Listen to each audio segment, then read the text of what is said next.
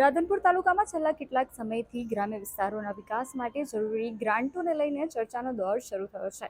ગ્રામ્ય વિસ્તારોના વિકાસ કાર્યો માટે જરૂરી ગ્રાન્ટોની ઉણપને લઈને સ્થાનિક સરપંચો દ્વારા ધારાસભ્ય લવિંગજી ઠાકોર સામે આક્ષેપો થયા છે. તાલુકા સરપંચ એસોસિએશનના પ્રમુખની પત્ની એવા મહિલા સરપંચના પતિ મુકેશભાઈ સોલંકીએ દાવો કર્યો છે કે ચોક્કસ ગામોને છૂટીને ગ્રાન્ટ આપવામાં આવે છે, જ્યારે અન્ય ગ્રામ્ય વિસ્તારોની અણદેખી કરવામાં આવી રહી છે. તેમણે જણાવ્યું છે કે ગ્રાન્ટના અભાવે અનેક ગામોમાં પાયાની સુવિધાઓ નબળી છે અને વિકાસ કાર્ય અટવાઈ ગયા છે.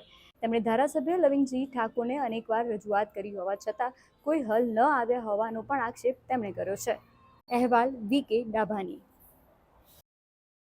મારું નામ સોલંકી મુકેશભાઈ છે. મારું ગામ બાદરપુરા છે. અત્યારે મારી વાઈફ સરપંચ છે અને રાધનપુર તાલુકા પંચાયતના એસોસિએશન પ્રમુખ છે સરપંચના અત્યારે.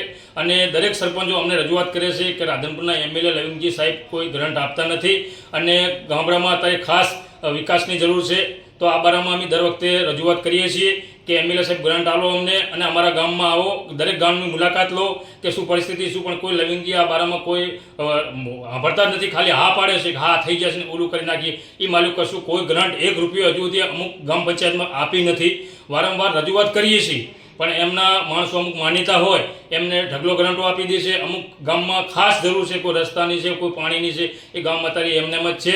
તો સરકારને અમારી ખાસ રજૂઆત છે કે ધારાસભ્યને શ્રીને થોડુંક કહે તો દરેક ગામડાના સરપંચોને પણ લાભ મળે અને ગામના વિકાસ થાય. એ બારામાં અમે અમારા જિલ્લાના ભાજપના પ્રમુખ રમેશભાઈ સિંધવ સાહેબને પણ અમે આ રજૂઆતને લેખિત કરી છે કે જેમ બને એમ ગામડામાં કાંઈ વિકાસ થાય અને લવિંગજી ઠાકોર ગામો ગામ કોઈ પ્રશ્ન હોય સાંભળે અને દરેક સરપંચોની ફરિયાદ સાંભળે એવી સરકારને અમે વિનંતી કરીએ છીએ.